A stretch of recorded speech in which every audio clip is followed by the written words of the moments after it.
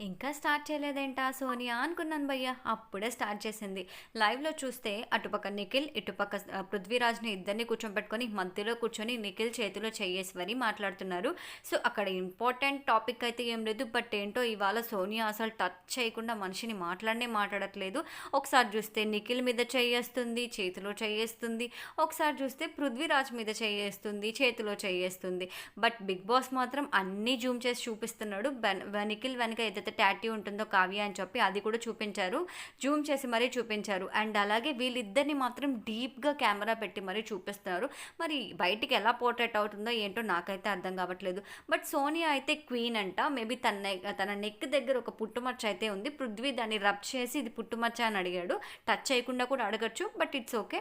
Touch చేసి అడిగాడు. తనొచ్చి అవును నేను రాణినంట, పోయిన జన్మలో రాణులకి మాత్రమే ఇలాంటి పుట్టుమచ్చ ఉంటుందంట అని చెప్పి దాని గురించి కొంచెం సేపు అయితే మాట్లాడుకున్నారు.